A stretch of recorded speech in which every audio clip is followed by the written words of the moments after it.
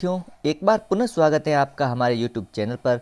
तो साथियों, आज के इस वीडियो में हम बात करेंगे NCERT सॉल्यूशन कक्षा 8 विषय विज्ञान का, जिसके चैप्टर संख्या 12 कुछ प्राकृतिक परिघटनाएं।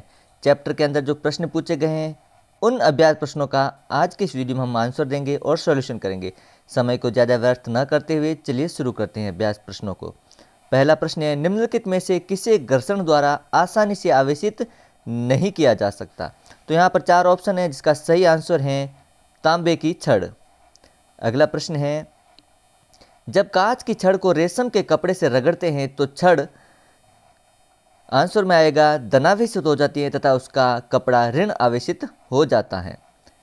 अगला प्रश्न है, निम्नलिखित कथनों के सामने सही के सामने टी अर्थात ट्रू और गलत के सामने फॉल्स एफ का लिखना है। तो यहाँ पर आंसर लिखेंगे। पहला है, सजातीय आवेश एक दूसरे को आकर्षित करते हैं, ये फॉल्स है अर्थात गलत है, यहाँ पर एफ लिखेंगे। अगला है, आवेशित कांच की छड़ आवेशित प्लास्टिक स्ट्रॉ को आकर्षित करती है, ये कथन सत्य है, यहाँ पर टी आएगा। अगला है, तड़ित चालक किसी भवन की तड़ित से सुरक्षा नहीं कर सकता, ये कथन गलत है, यहाँ एफ आएगा। अगला है, भूकंप की भविष्यवाणी की जा सकती है, ये कथन फॉल्स है। अगला प्रश्न है, सर्दियों में स्वेटर उतारते समय चट चट की ध्वनि सुनाई देती है, व्याख्या कीजिए। आंसर में लिखेंगे, जब हम स्वेटर निकालते हैं तो स्वेटर और शरीर के बीच घर्षण के कारण ऊनी स्वेटर चार्ज हो जाता है, इसके परिणाम स्वरूप कर्कश ध्वनि उत्पन्न होती है। अगला प्रश्न है, जब हम किसी आवेशित वस्तु को हाथ से छूते हैं तो वह अपना आवेश खो देती है, व्याख्या कीजिए। आंसर में लिखेंगे, जब किसी आवेशित वस्तु को हाथ से छूते हैं तो आवेश हमारे शरीर के माध्यम से होकर पृथ्वी पर चला जाता है और वस्तु अपना आवेश खो देती है। अगला प्रश्न है, उस पैमाने का नाम लिखिए जिस पर भूकंपों की विनाशी ऊर्जा मापी जाती है। इस पैमाने पर किसी भूकंप का माप 3 है। क्या इसे भूकंप लेखी सिस्मोग्राफी से रिकॉर्ड किया जा सकता है? क्या इससे अधिक हानि होगी?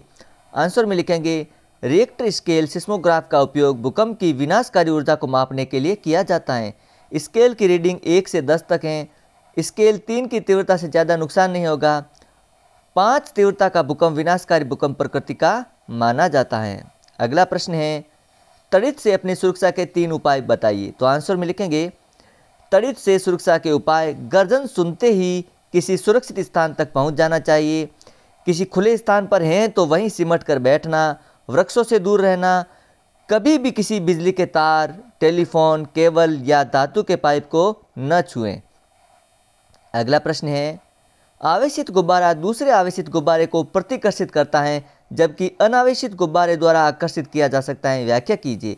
आंसर में लिखेंगे, गुब्बारों पर सतही आवेश समान प्रकृति का होता है, इसलिए वे विकर्षित हो जाते हैं। जब एक आवेशित गुब्बारे को आवेशों के प्रेरण के कारण एक अनावेशित गुब्बारे के पास लाया जाता है तो यह आवेश प्राप्त कर लेता है जो आवेशित गुब्बारे की प्रकृति के विपरीत होता है। क्योंकि विपरीत आवेश एक दूसरे को प्रतिकर्षित करते हैं, अनावेशित गुब्बारा आवेशित गुब्बारे द्वारा आकर्षित होता है। अगला प्रश्न है, चित्र की सहायता से किसी ऐसे उपकरण का वर्णन कीजिए जिसका उपयोग किसी आवेशित वस्तु की पहचान में होता है। आंसर में लिखेंगे, जब कोई आवेशित वस्तु धातु डिस्क के संपर्क में आती है तो एल्यूमिनियम की पत्तियां एक दूसरे से दूर चली जाती हैं, क्योंकि कुछ आवेश धातु की छड़ के माध्यम से एल्यूमिनियम की पत्तियों में स्थानांतरित हो जाता है। इस प्रक्रिया को चालन द्वारा चार्जित कहा जाता है। पत्तियों द्वारा आवेशित पिंड पर विशेष आवेश प्रकृति में समान होते हैं और इस प्रकार एल्यूमिनियम की पत्तियां एक दूसरे को प्रतिकर्षित करती हैं। यदि शरीर आवेशित न हो तो एक दूसरे को आकर्षित करेंगे।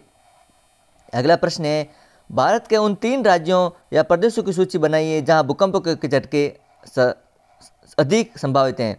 आंसर में लिखेंगे, भारत के संभावित भूकंपों के राज्य हैं गुजरात, असम और जम्मू कश्मीर। अगला प्रश्न है, मान लीजिए आप घर से बाहर हैं तथा भूकंप के झटके लगते हैं, आप अपने बचाव के लिए क्या क्या करेंगे? यदि हम घर से बाहर हैं तो किसी खुले मैदान में जाएंगे और इमारतों, पेड़ों, बिजली के तार और खंभों से दूर रहेंगे और ज़मीन पर सिमट कर नीचे बैठेंगे। यदि कोई किसी कार तथा बस में है तो बाहर ना निकले। ड्राइवर से कहें कि वह धीरे धीरे किसी सुरक्षित स्थान पर पहुंचे। अगला प्रश्न है, मौसम विभाग यह भविष्यवाणी करता है कि किसी निश्चित दिन तड़ित झंझा की संभावना है और मान लीजिए उस दिन आपको बाहर जाना है, क्या आप छतरी लेकर जाएंगे? व्याख्या कीजिए। आंसर में लिखेंगे, नहीं, तूफान के दौरान छाता नहीं रखना चाहिए। गरज के साथ बिजली चमकती है और आवेश बादल से छतरी पर लगी धातु की छड़ तक पहुंच जाते हैं और इसे ले जाने वाले व्यक्ति को बिजली का झटका लग सकता है, जो हमारे लिए जानलेवा हो सकता है।